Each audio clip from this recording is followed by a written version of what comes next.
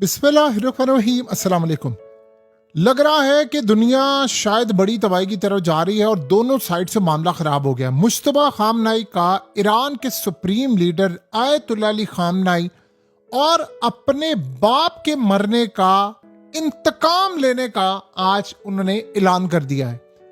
उन्होंने कहा है अब पूरी कौम की यही डिमांड है और उसके अलावा हम लोग अब इंतकाम लेंगे अपने बाप के मरने का, यानी आयतुल्लाह अली खामनाई का। उन्होंने कहा कि जो अवाम निकली है उनके जनाजे पर, यह असल में इंडिकेट कर रही है कि अब बहुत बड़ी अब लड़ाई का वक्त आ गया और हमें इनसे इंतकाम लेना है। यानी इसका क्या मतलब है? इसका सीधा सीधा मतलब है कि अब वो लड़ाई करने जा रहे हैं और अब शायद बहुत बड़ी जो तबाही है वो हमें देखने को मिले। अब आप ये सोचेंगे कि क्या तबाही हो सकती है, क्या सूरत हाल हो सकती है।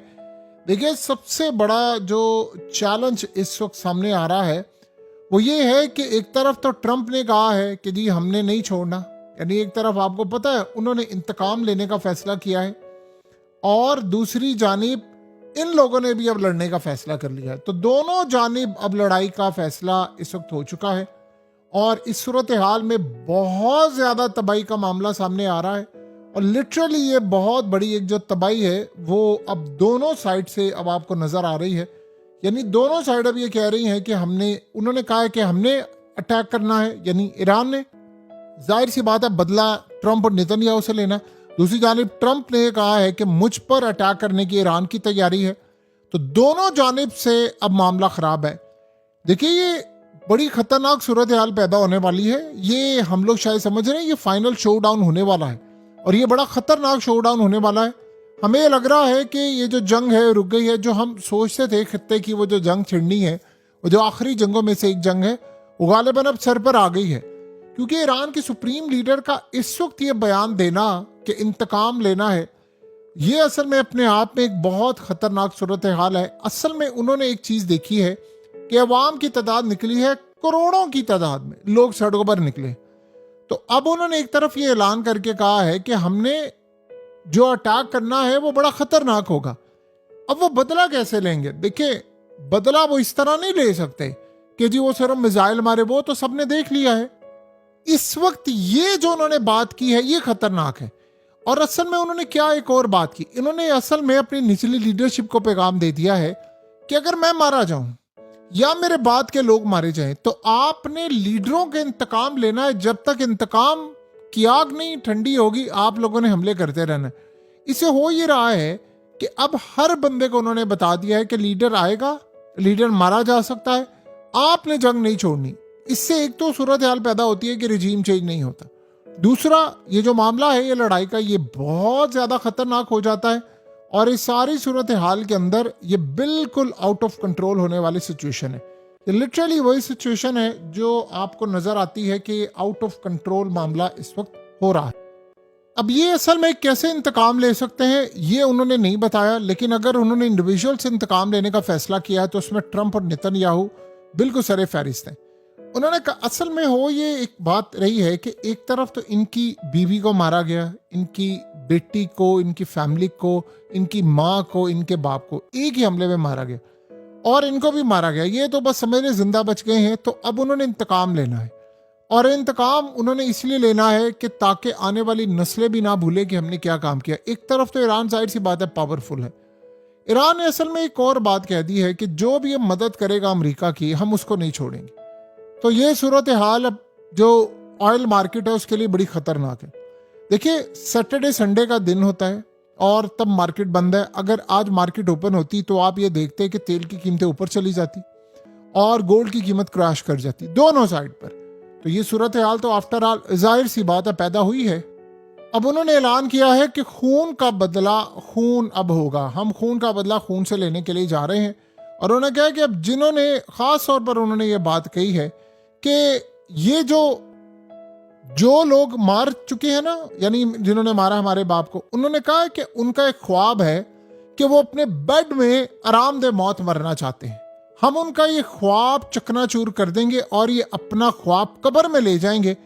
लेकिन अब हम बता रहे हैं कि अब हम इनके साथ बुरा हाल करेंगे। उन्होंने कहा टॉप लेवल से लेकर निचले रैंक तक जो जो इस्तेमाल हुए हैं इस जंग में, ये बड़ी अजीबोगरीब बात कही है। उन्होंने कहा है कि इनके जो मरने का पुरअमन ख्वाब है, हर एक कोई चाहता है कि जब उसको मौत आए तो बड़ी आरामदेह आए। वो कहते हैं कि अब ये नहीं होगा।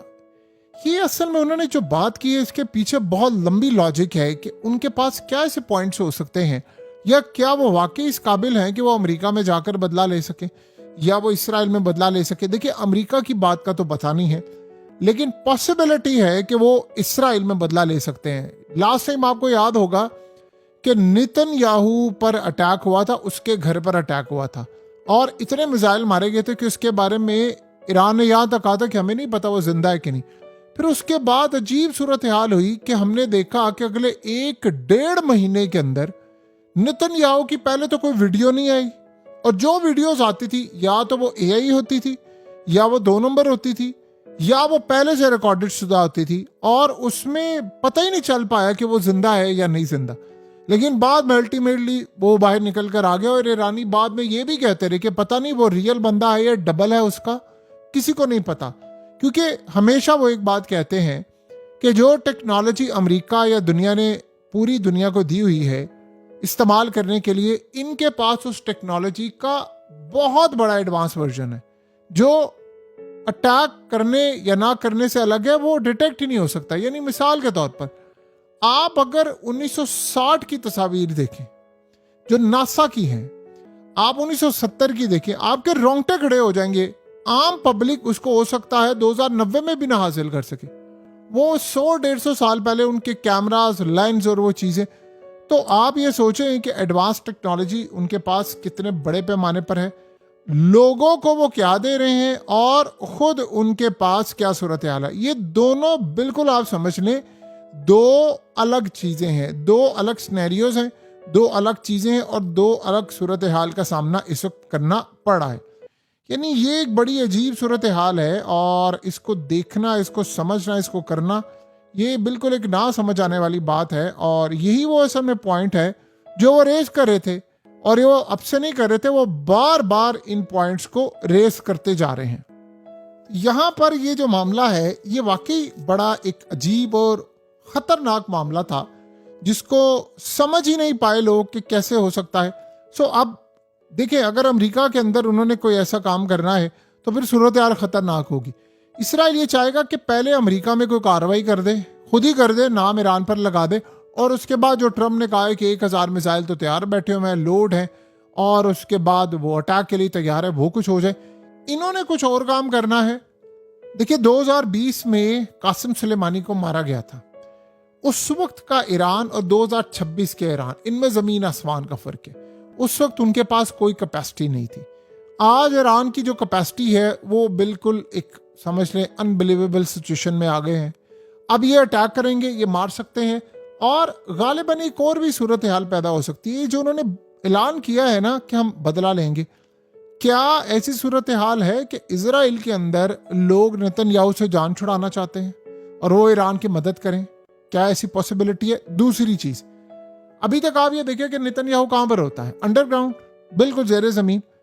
तो जो अमेरिका का बंकर बस्टर बॉम्ब है उसको तो ईरान ने हासिल कर लिया। वो तो आपको पता 2 गिरे हुए हैं ऐसे कि जो फटे भी नहीं है, और वो उसको रिवर्स इंजीनियरिंग करके इन्होंने अपना मिसाइल बना लिया हुआ है। और इसके बाद यानी प्रोसेस के मरहले में भी है काफी हद तक, और ये बड़ी जल्दी काम कर लेते हैं।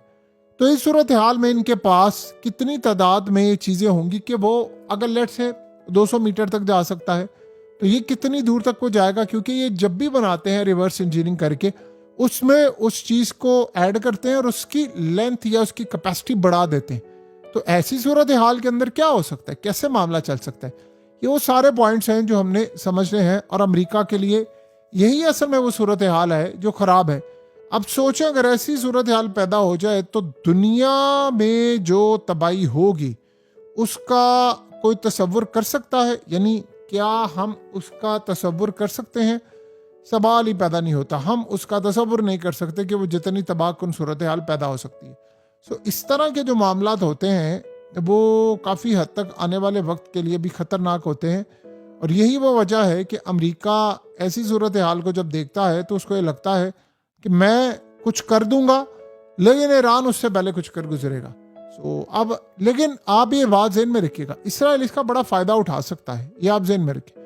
क्योंकि एक तरफ ट्रंप ने जो स्टेटमेंट दे दी, उसके बाद नेतन्याहू तो तैयार बैठा हुआ है कि कोई कार्रवाई करे, ईरान पर नाम लगाए, लेकिन आज ईरान के सुप्रीम लीडर ने खुद ये बात कह दी है। तो इसका मतलब है कि जब उन्होंने खुद ये बात कह दी है तो अब इसराइल के लिए अपॉर्चुनिटी ज़्यादा बड़ी हो जाती है कि वो खुल कर के, अब तो वो खुद ऐलान कर रहे हैं, तो अब